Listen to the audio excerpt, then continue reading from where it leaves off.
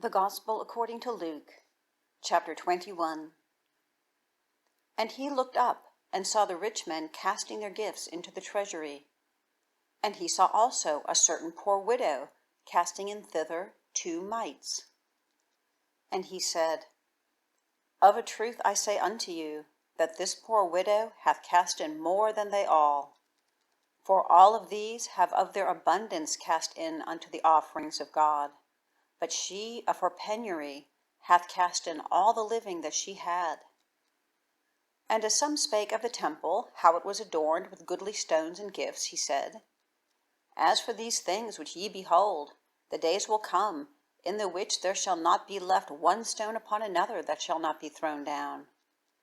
And they asked him, saying, Master, but when shall these things be? And what sign will there be when these things shall come to pass? And he said, Take heed that ye be not deceived, for many shall come in my name, saying, I am Christ. And the time draweth near. Go ye not therefore after them. But when ye shall hear of wars and commotions, be not terrified, for these things must first come to pass, but the end is not by and by.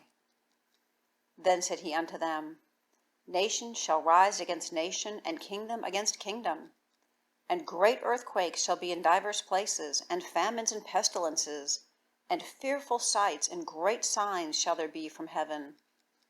But before all these they shall lay their hands on you and persecute you, delivering you up to the synagogues and into prisons, being brought before kings and rulers for my name's sake. And it shall turn to you for testimony.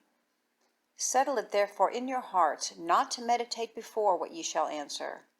For I will give you a mouth and a wisdom, which all your adversaries shall not be able to gainsay nor resist.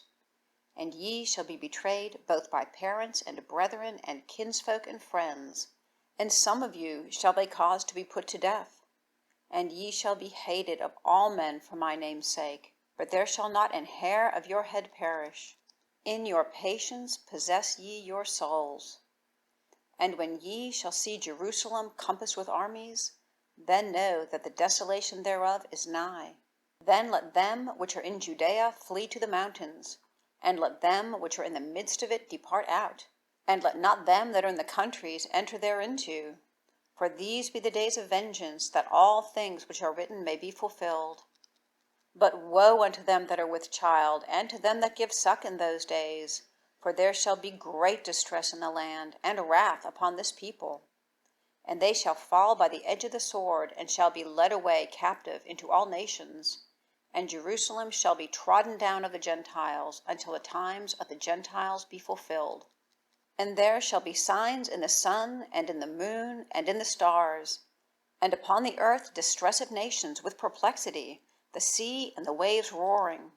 Men's hearts failing them for fear, and for looking after those things which are coming on the earth. For the powers of heaven shall be shaken. And then shall they see the Son of Man coming in a cloud with power and great glory. And when these things begin to come to pass, then look up, and lift up your heads, for your redemption draweth nigh. And he spake to them a parable.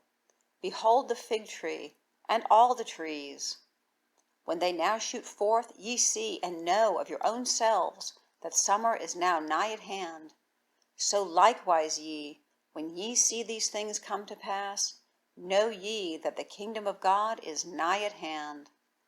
Verily I say unto you, this generation shall not pass away till all be fulfilled. Heaven and earth shall pass away, but my words shall not pass away.